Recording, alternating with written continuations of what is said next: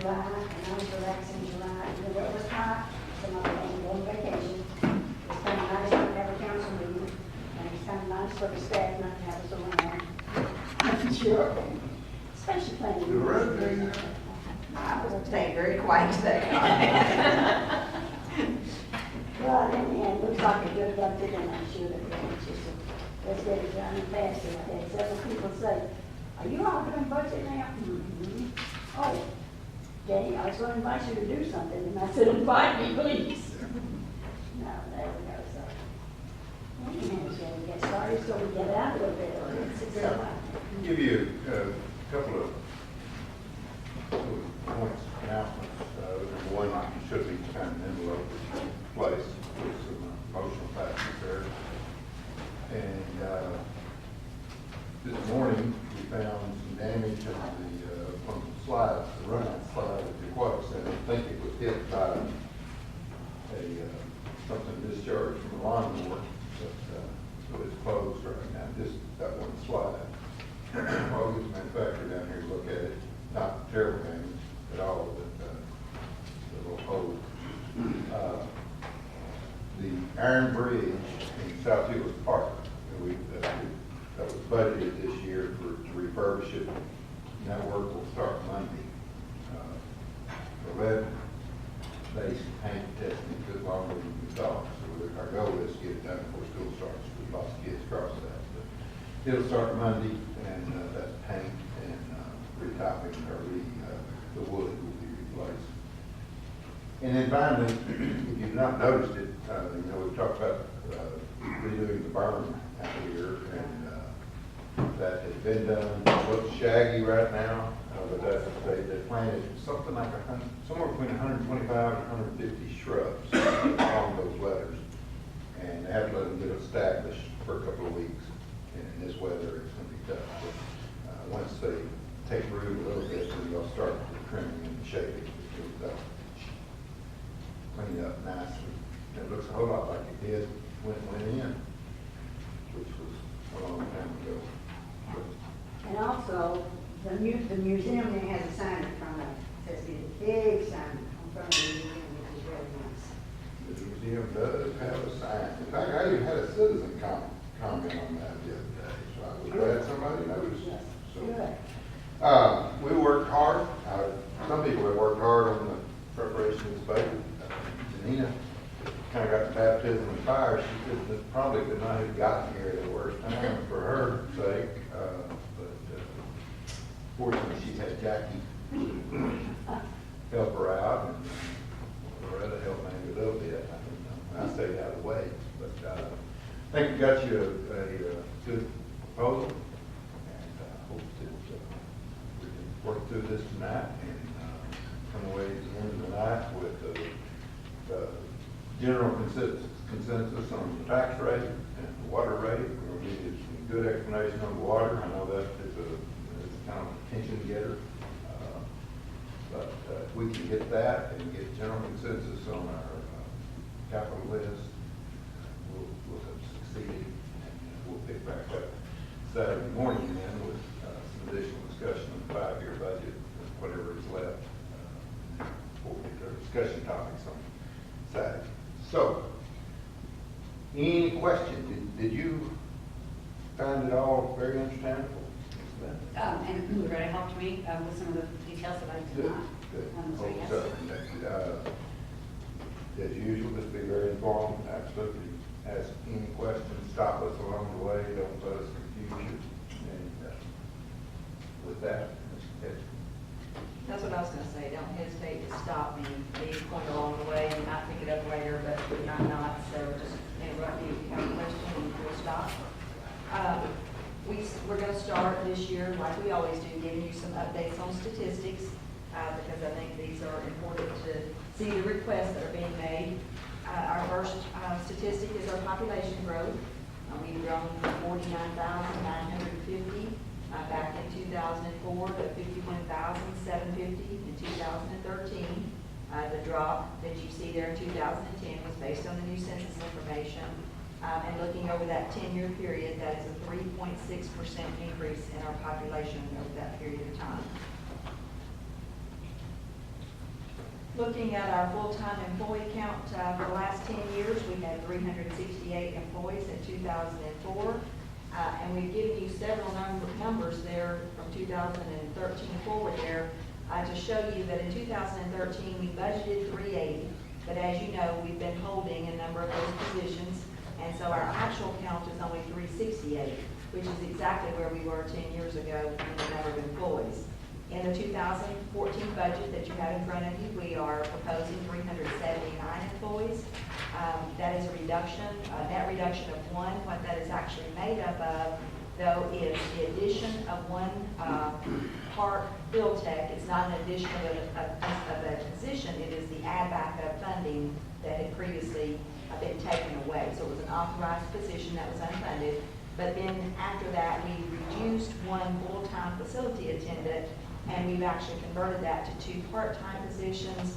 And then we've also taken a full-time facility supervisor position, and we've reallocated those dollars into some contract labor line items. The reason we've done that is we've been looking for opportunities because of the cost of benefits when a position comes open to look at the most efficient way to get that work done. So you've got a net reduction there of one full-time position in this proposed budget. This is probably a good time to say that our authorized positions, we're still down 17 of those that are still frozen and still unfunded. So what you're looking at here is simply those that have budgeted funds available, and the remaining 17 are still out there as authorized, but there's no funding being restored for any of those. Looking at the employees per capita, you can see that we are still working with a very lean staff. Using the actual number of 368, we have 1 employee for every 141 citizens. If you go with the higher budget number of 379, that's 1 employee for every 136 citizens. That is by far the highest ratio. Bedford is the closest with 1 employee for every 130 citizens.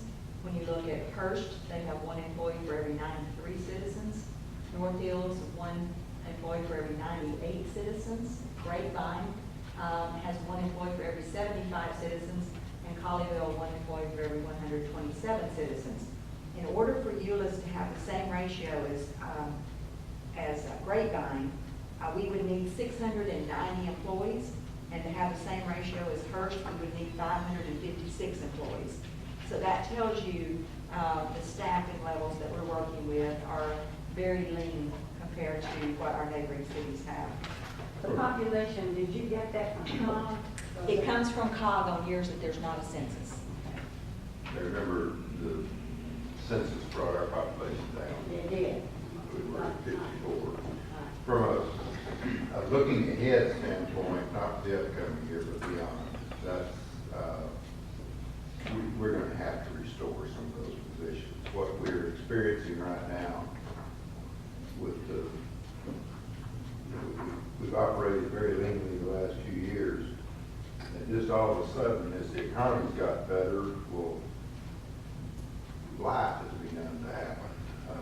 We've known we had some retirements coming. We're going to talk more about that. But and I think you mentioned this the other day. Janina's department's a good example where Vicki left for another job.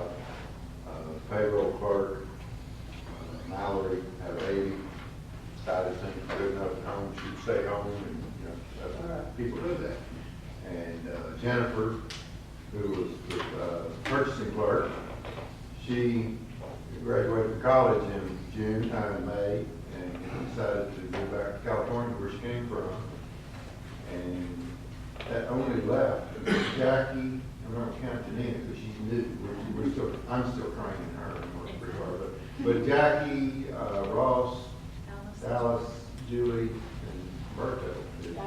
So out of, I guess about 8 employees, or 9, 4 of them were gone.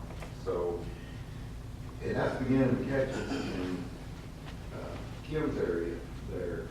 I'm talking about school. No. Ann is leaving, and Pope, and that we're pretty short around here. In development, Deborah Howard is leaving. Remember, we cut 2 positions there in development, 2 clerical positions. So all that's left over there is Deborah and Alicia, and Deborah is leaving. And it's all, again, it's just life. It's Ann's moving to Arkansas, the green place, I guess. And Deborah's moving to Georgia, where she's from, to be with her grandkids. It's not that they're upset with the city or they're not being paid enough. Not what you go through downtown. It is just life. But what is catching is very, very short because we're already operating late. You don't have 2 clerical people, and you lose one of them, it's pretty serious. So that, just looking ahead to forewarning that for the future, we have got to get our staffing up. We can't expect people to continue to operate like this. And it's because the Deborah and Alicia pair over there, I mean, that's direct service to the community, to the people who walk in and out permits. And some of the other shortages behind the scenes, and it's not so obvious to the public, but we've got to watch that carefully. I feel some responsibility, responsibility that maybe we cut that too short, but just let you know that's going on. And it's not just there, it's every department experience. So that's just a few examples. The next thing that we'll discuss is our sales tax per capita. And if you look in the left-hand column there, you'll see by each city the amount of the sales tax that is dedicated towards the general fund operation. That can be a little bit confusing. If you look to the far right, you will see that we've done a conversion so that we're comparing apples to apples and that every city is compared to the 1 cent only. So Bedford has 1.5 cents dedicated to their general fund, but looking simply at the 1 cent portion, they are taking in $99 per capita. Hearst is getting $257. North Hills $132, Grapevine $510, Colleyville $123, and the 1 cent portion of Euless is $145. So you can see that our sales tax per capita is doing better than Bedford and North Hills, who we used to be behind North Hills, and Colleyville, but we're obviously below Hearst and we're far below Grapevine. It's pretty amazing to me that we've exceeded North Hills. That is, I think of them, they got a Sam's, they got a Walmart, they got a Target, that's amazing. Of course, so much of Sam's though is non-taxable. Yeah, you're right. But they're like around 70,000 people, I believe. 60,000. This slide is taking and comparing the full 2 cents, and I will go to the dollars here. Looking at the dollars, Bedford is generating $9.3 million, Hearst $18.5 million, North Hills $16.9 million, so it's more revenue than us, but it's less per capita. Grapevine $46.9 million, Colleyville $5.4, and Euless $14.9. So when you look at Grapevine, they are 3 times the sales tax of us, and obviously are just far exceed. So when we start looking at property tax rates in a few minutes, you'll hear me refer back to this slide because it's obvious that they're getting so much of their money from the sales tax. Colleyville is so low.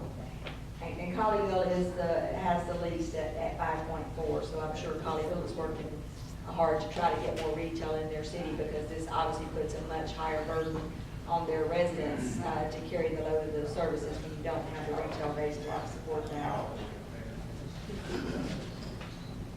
This slide shows our net bonding general obligation debt. This is debt that is supported by the taxpayers. It does not include our self-supported debt. So it will not include golf course debt, softball world debt, the Dallas Star Center, or water and wastewater revenue debt. This is the way it's presented in our CAFRA. This is a recognized statistic that all cities disclose in their CAFRA, and this is basically our tax-supported debt. And if you look at that, Euless has next to the lowest, we have $586 of debt per capita. Colleyville is the only one lower at $381. If you look, Grapevine has $1,535. North Hills $1,640. $1,414, Hurst $1,316, and Bedford $949. If you just look over at the second column, you can see the amount of general obligation debt outstanding. Again, the same ranking is going to be there, but Colleyville has 8.7 million. We have 25 million. Grapevine 73 million. North Hills 58 million. Hurst 49 million, and Bedford 44 million. Obviously, as our population grows, our per capita, we go down, but this is an actual debt reduction in the past 10 years. 10 years ago, our debt was 34.9 million. This year, it's 25 million. So we wanted to make sure and let you know that that is a true reduction in our debt outstanding. And obviously, that is attributed to your efforts to cash flow as many of our projects as we possibly can. We will start with the water and wastewater fund this year, just as we did last year. It obviously has an impact on our general fund, so any decisions that you would make here would also impact the general fund. And so we do have executive summaries prepared for our three largest funds, our water and wastewater, the general fund, and the car rental, and then we will touch on our smaller funds much more briefly.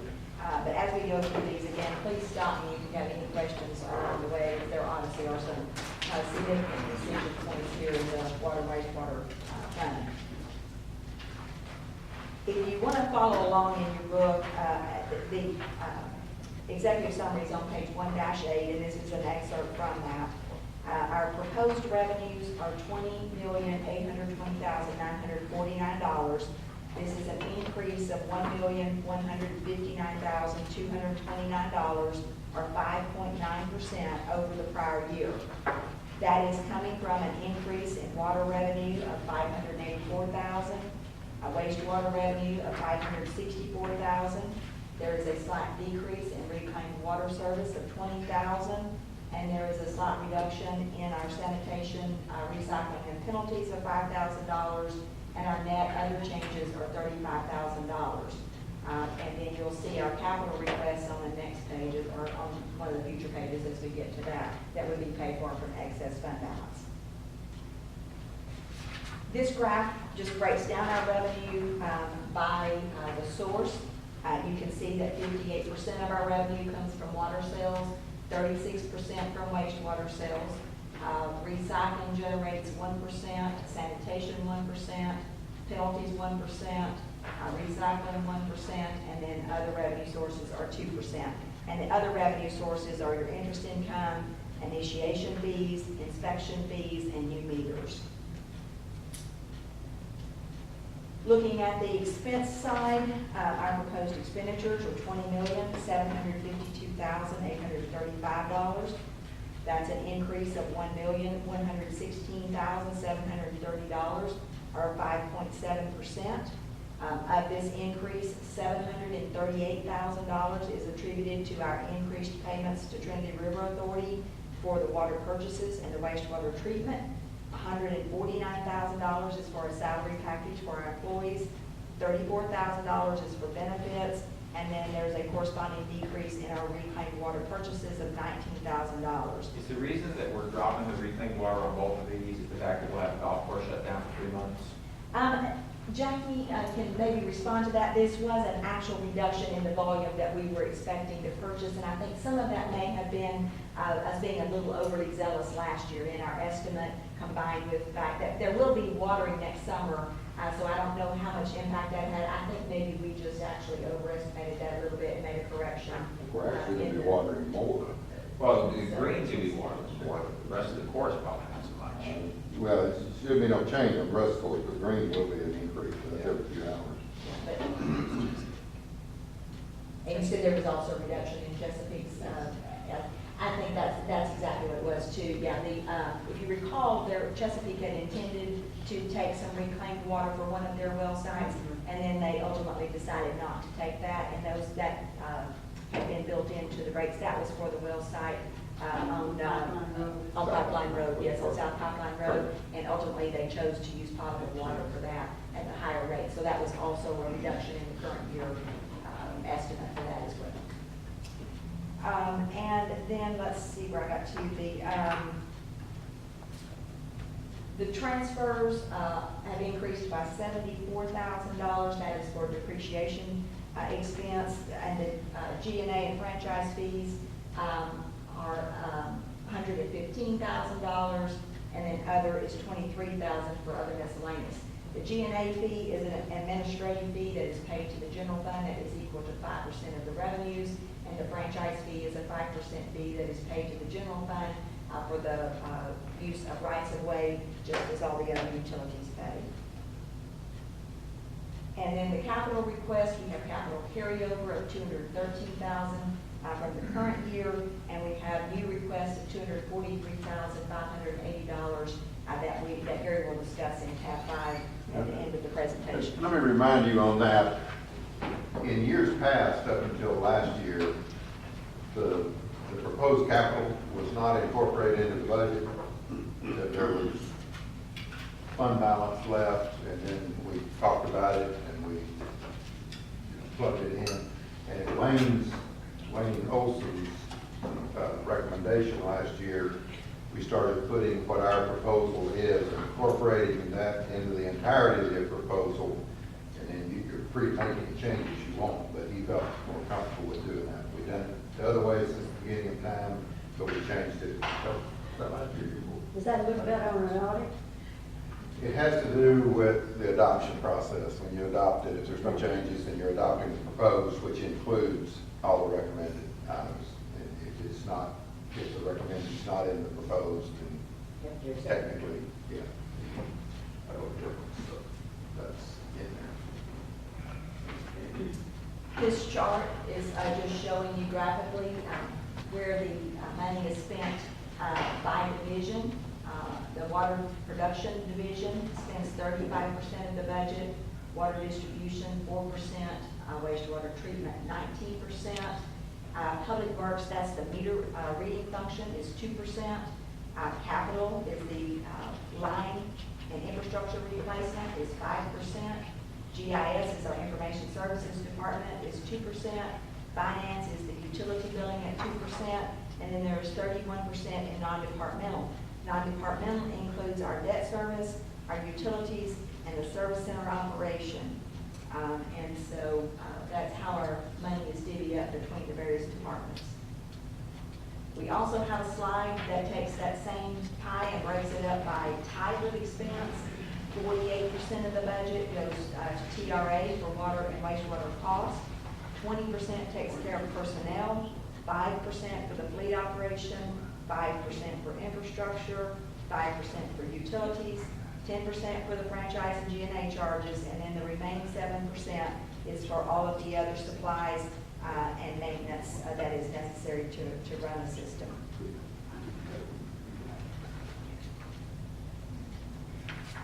This slide will show you the rates that TRA provides to us each year to use for budget purposes. We've described to you in the past how the TRA system works, and as you know, they give us a budget each year in August that tells us what they are projecting the rates to be. And then the following May, they do a settle-up after the year end, and they will either send us a bill or they will send us a refund. Obviously, after the year has passed, we cannot go back and balance bill, back bill customers. So you agreed a few years ago to establish a rate stabilization fund that we can put those refunds into and use that money to help to get a rebate to customers the following year, or to help pay any expenses that we might be billed for. In looking at this chart, you can see for the last 10 years in the blue line, the amount that TRA projected the water to cost us, and then you can see in the yellow line how much the water actually ended up costing us. There were a few years where the city benefited and the amount that we actually had to pay for the water was less than they had budgeted.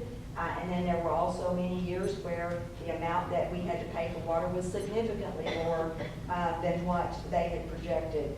And so that rate stabilization fund has been really good to allow us the opportunity to help level out some of the fluctuations that occur between what they project and what the actual ends up being. The reason that number can change is every city has to estimate at the beginning of the year how much water they expect to take.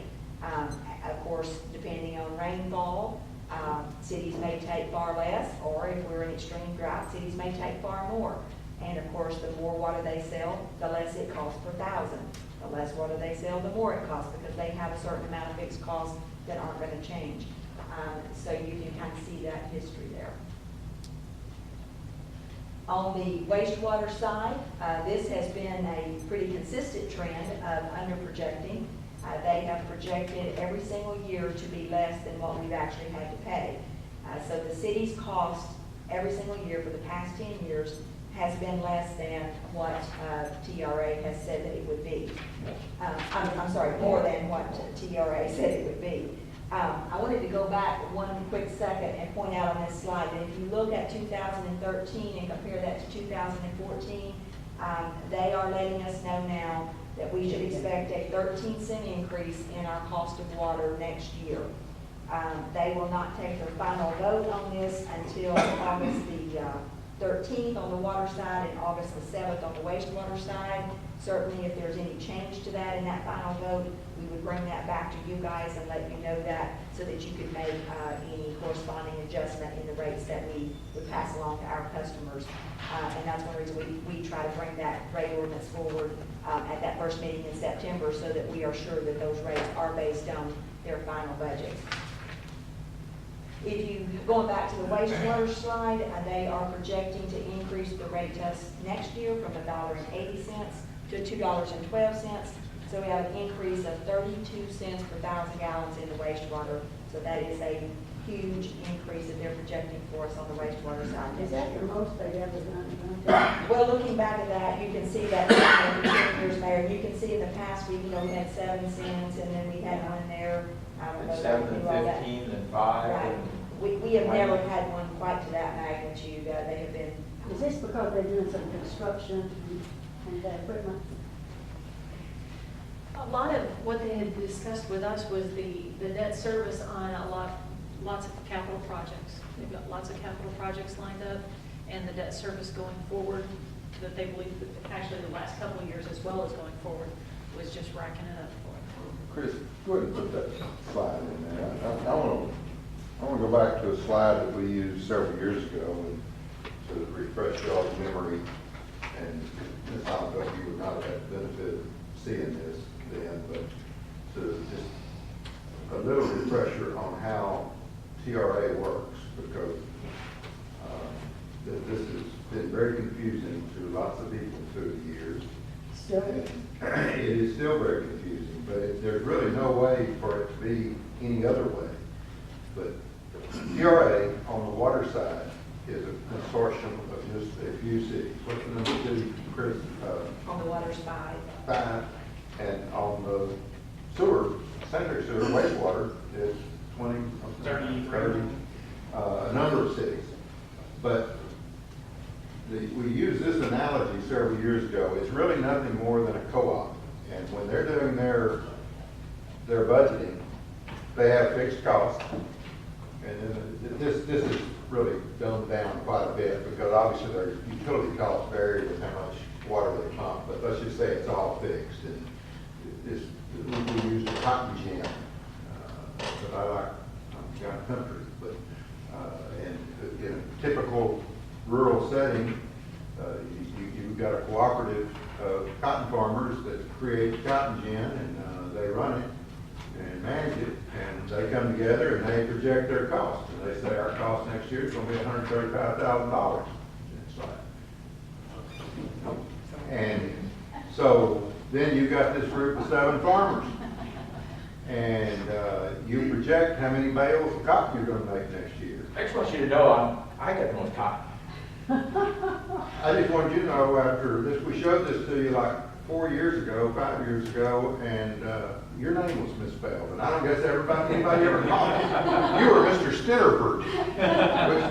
But anyway, so we say, okay, y'all together are going to sell, you think you're going to produce 135,000 bales, so the cost per bale to gin that cotton is going to be $1. Well, you have a really good wet year, and you actually produce 157,000 bales of cotton. The cost per bale went down 86 cents.